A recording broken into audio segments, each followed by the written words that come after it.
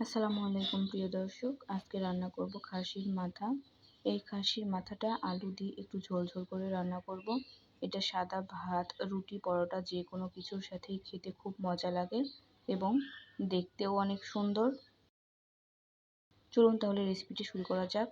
এখানে একটা খাসির মাথা নিয়ে নিয়েছি, এর ওজন হয়েছে প্রায় 700 গ্রাম মতো এবং এগুলো বাজার থেকে কেটে ছোট টুকরো করে এনেছি আর এগুলোকে পরিষ্কার করে পানি ঝরিয়ে নিয়েছি। এখন এটার মধ্যে দিয়ে দিচ্ছি 3 চা চামচ আদা ও রসুন বাটা, 1 চা চামচ মরিচের গুঁড়া, ঝালটা আপনাদের পছন্দ মতো দিতে পারেন।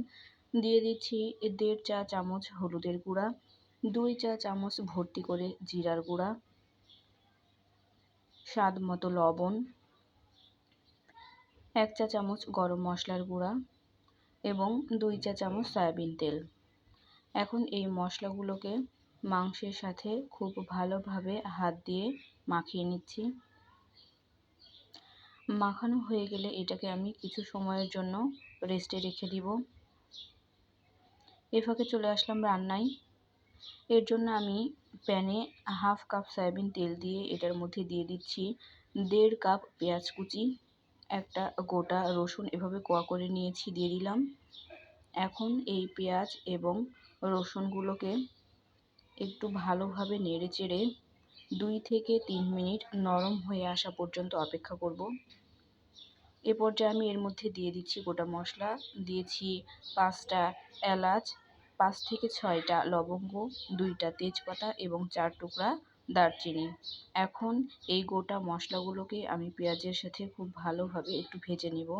যখন গোটা মশলাগুলো থেকে সুঘ্রাণ বের হবে তখন এই ম্যারিনেট করে রাখা মাংসটা এর মধ্যে দিয়ে দিলাম। এখন এই মাংস এবং পেঁয়াজটাকে কিছু সময় খুব ভালোভাবে একটু নেড়ে চেড়ে নেব। একসাথে মেশানো হয়ে গেলে এটাকে 5 থেকে 8 মিনিট ঢাকনা দিয়ে ঢেকে ভালোভাবে কষিয়ে নেব। 5 থেকে 8 মিনিট পরে যখন মাংস থেকে একটু পানি বের হবে এবং তেলটা উঠে আসবে তখন ঢাকনাটা খুলে এগুলো আবারও একটু ভালোভাবে নেড়ে চেড়ে কষিয়ে নেব।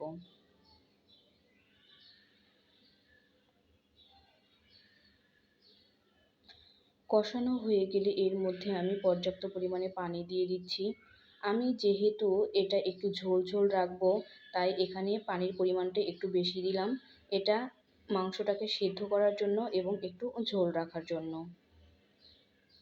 এখন 20 থেকে 25 মিনিট এই মাংসটাকে আমি খুব ভালোভাবে রান্না করে নিব।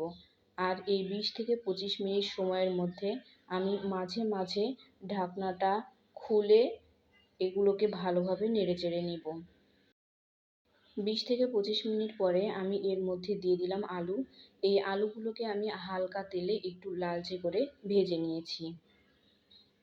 এখন এই আলু এবং মাংসটাকে আমি আবারও 20 মিনিট মতো রান্না করে নিব।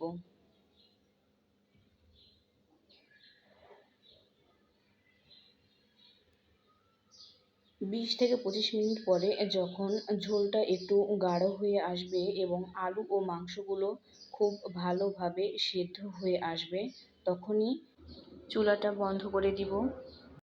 আপনারা চাইলে এই ঝোলটাকে একটু জাল দিয়ে আরও গাঢ় করে নিতে পারেন, এতে করে কোনো সমস্যা নেই। আমার রান্নাটা হয়ে গেছে, আমি এখন এটা নামিয়ে নিচ্ছি। নামানোর পরে আমি ওপর দিয়ে একটু বেরেস্তা দিয়ে দিচ্ছি। এটা অপশনাল, আপনারা চাইলে না দিলেও হবে। নিশ্চয়ই দেখেই বুঝতে পারছেন এটা কতটা লোভনীয় হয়েছে। এরকম মজার মজার রেসিপি পেতে চাইলে আমার চ্যানেলটিকে সাবস্ক্রাইব করুন এবং পাশে থাকা বেল আইকনটি বাজিয়ে দিন। ধন্যবাদ। আল্লাহ হাফেজ।